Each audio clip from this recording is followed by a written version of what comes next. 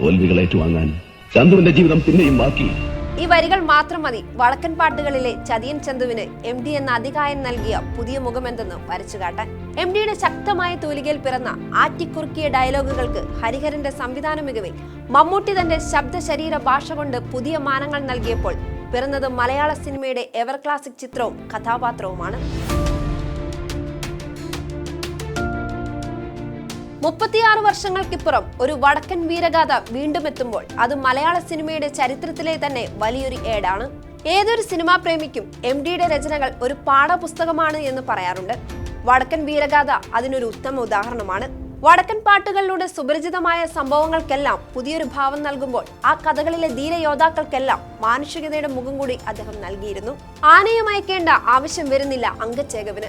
ആളുകൾ പറയുമ്പോൾ അതും ഒരു കീർത്തിയായിരിക്കട്ടെ എന്ന് വെച്ച് അറിയില്ലെന്ന് പറയാറില്ല എന്ന് പറയുമ്പോൾ വടക്കൻ പാട്ടുകളിലെ ചതിയൻ അരിങ്ങോടൻ ഒരു സാധാരണ മനുഷ്യനായി മാറുകയാണ്. അങ്ങനെ കഥാപാത്ര രചനകൾ കൊണ്ടും അവയുടെ അതിമനോഹരമായ അവതരണം കൊണ്ടും എന്നും ചർച്ച ചെയ്യപ്പെടുന്ന സിനിമയാണ് വടക്കൻ വീരഗാഥ. മമ്മൂട്ടിയുടെ അത്ഭുതപ്പെടുത്തുന്ന പ്രകടനം തന്നെയാണ് ഒരു വടക്കൻ വീരഗാഥയെ മലയാളികൾക്ക് ഏറെ പ്രിയപ്പെട്ടതാക്കിയത്. വടക്കൻ പാട്ടുകളിലെ ചതിയൻ കഥാപാത്രത്തിന് മമ്മൂട്ടി മുഖം നൽകിയപ്പോൾ അയാൾ ഒരു നായകനായി മാറി, ധീരനായ യോദ്ധാവായി, അതിനുമപ്പുറം എല്ലായിടത്തും തോറ്റുപോയ ഒരു സാധാരണ മനുഷ്യനായി. അംഗമുറ കൊണ്ടും ആയുധബലം കൊണ്ടും ചതിയൻ ചന്തുവിനെ തോൽപ്പിക്കാൻ ആണായി പിറന്നവരാരുമില്ല എന്ന് പറയുമ്പോൾ ഒരേ സമയം ഒരു യോദ്ധാവിന്റെ ധൈര്യവും എല്ലായിടത്തും തോറ്റുപോയ ഒരാളുടെ വേദന നിറഞ്ഞ ശബ്ദവും ചന്തുവിനുണ്ട്. അതിമനോഹരമായ ഗാനങ്ങൾ കൊണ്ടും സമ്പന്നമായ ചിത്രമാണ് വടക്കൻ വീരഗാഥ. കളരിവിളക്ക് തെളിഞ്ഞതും ചന്ദനലേപ സുഗന്ധം ചൂടിയത് ആരോ എന്ന് പറയുമ്പോഴും ഒരു നായകനെയും നായികയും വർണ്ണിച്ചുകൊണ്ട് ഇത്ര മനോഹരമായ ഗാനങ്ങൾ വേറെ ഉണ്ടായിട്ടുണ്ടോ എന്നത് സംശയമാണ്. K. ജയകുമാറിന്റെ വരികളും ബോംബെ രവിയുടെ സംഗീതവും ചേർന്നപ്പോഴുള്ള മികവ് തന്നെയാണ് അതിന് കാരണം. സിനിമയുടെ തിരക്കഥാകൃത്ത് MD വാസുദേവൻ നായരും നിർമ്മാതാവ് PV ഗംഗാധരനും സംഗീതമൊരുക്കിയ ബോംബെ രവി ഉൾപ്പെടെ ക്യാമറയ്ക്ക് പുറകിലും ബാലൻ K. നായരും ക്യാപ്റ്റൻ രാജു ഉൾപ്പെടെ ക്യാമറയ്ക്ക് മുന്നിലും പ്രവർത്തിച്ച പല പ്രഗത്ഭരും ഇന്ന് നമുക്കൊപ്പമില്ല. വടക്കൻ വീരഗാഥ വീണ്ടും തിയേറ്ററുകളിലേക്ക് എത്തുമ്പോൾ മൺമറഞ്ഞ നിരവധി കലാകാരന്മാരുടെ കലാമികവ് കൂടിയാണ് ഒരിക്കൽ കൂടി തിരശ്ശീലയിലെത്തുന്നത്. 1989 ഒരു വടക്കൻ വീരഗാഥ റിലീസ് ചെയ്തത്.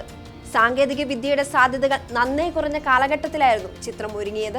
എന്നാൽ ഇന്ന് ബ്രഹ്മാണ്ഡ സിനിമകൾ എന്ന് ഓമനപ്പേരിട്ട് വിളിക്കുന്ന പല സിനിമകളെക്കാൾ മേക്കിങ്ങിൽ അത്ഭുതമാം വിധം നിലവാരം പുലർത്തിയ ചിത്രം തന്നെയാണ് വടക്കൻ വീരഗാഥ.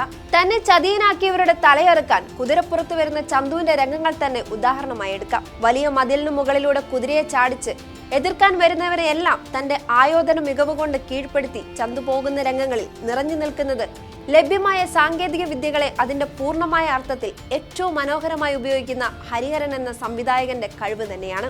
വർഷങ്ങൾക്കിപ്പുറം ഒരു പുതിയ തലമുറയ്ക്ക് മുന്നിലാണ് ചിത്രം വീണ്ടും തിരശ്ശീലയിലെത്തുന്നത്.